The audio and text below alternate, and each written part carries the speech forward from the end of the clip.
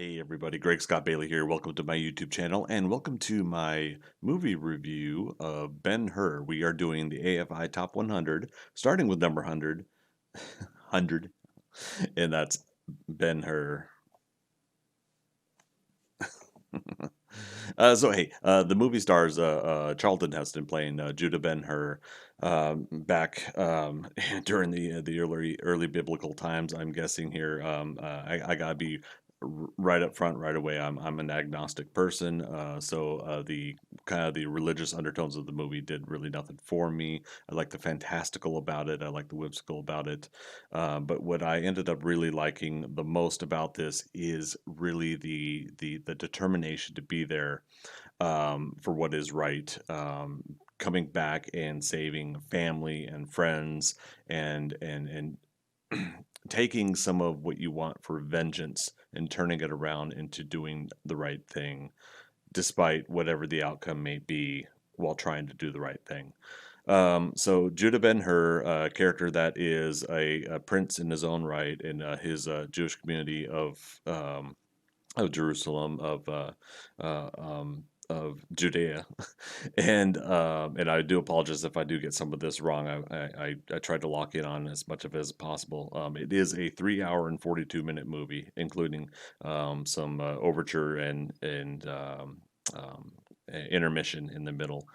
But it's very easy to look at what is always advertised on this movie as the chariot race, which is obviously what I showed right here.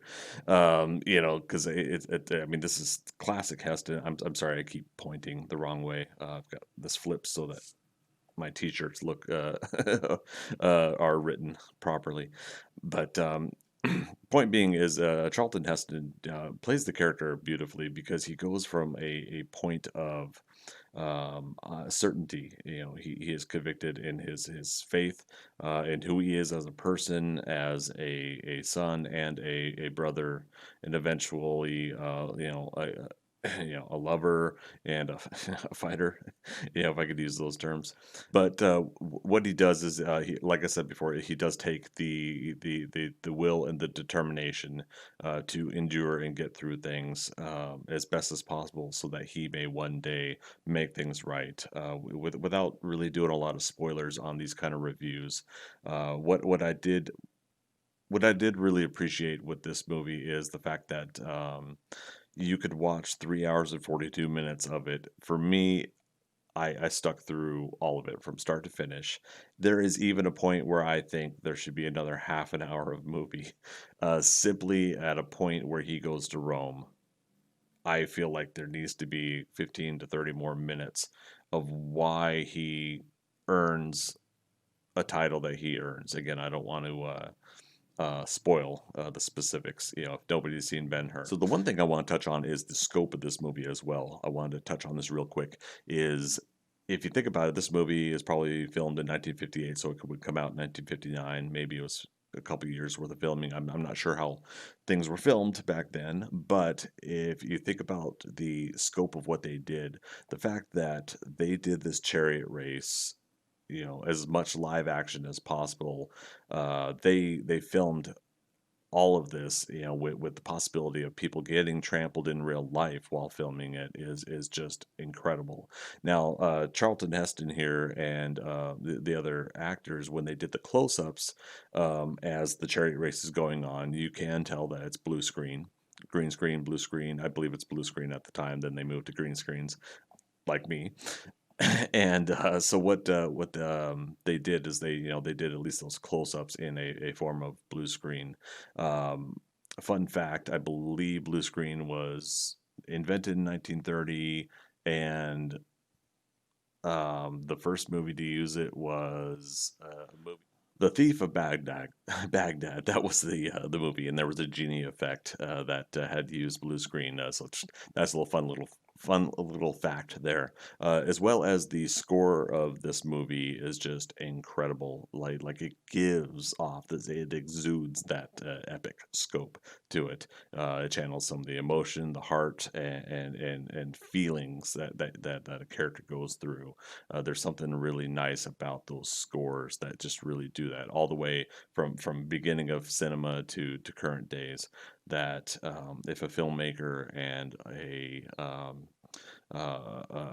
person that's able to put a score together is able to connect on that feeling, it makes the movie just so much better.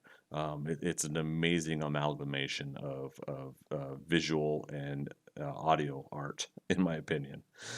So I really like the scope and the grand scale of this, between the use of miniatures, the use of practical real effects, the fact that they had probably hundreds to thousands of extras armored up, costumed up, whatever they had to do, hundreds of horses, to be able to take on set, the villages and style and design. You genuinely believe in the world of what they filmed, that you're in that world, and it takes a lot to be able to put that together. So, it's a big scope, scale that I admire about a movie like this, and so I definitely I can't wait to check out some more movies that do the similar amount of time and care and effort and energy into it as Ben-Hur did as well. I myself had not seen Ben-Hur until probably about 9 or 10 months ago for the first time, and I rewatched it again here before doing this review, because it's part of my last 100 days of the year.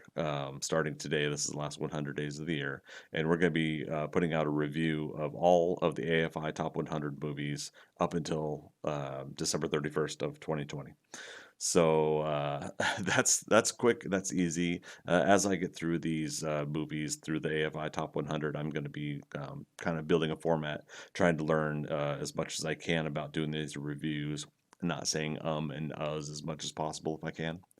And you might see the video format change up a little bit. So I want to thank you guys for stopping on by, watching this video, bearing with me. Go ahead and post your comments below. Let me know if you've seen the movie. If you have not, if you think this will change your desire to see the movie, or maybe I gave you a reason to never see it again. I have not seen the remake yet. I believe with Toby Kebbell. I am interested, but I'm not in a hurry to see the remake version, so we'll see what we can do there. Join me again tomorrow for number 99 as we review Toy Story. Once again, I'm Greg Scott Bailey. Thank you for stopping by my channel, and as always, we'll see you in the next adventure. Bye bye.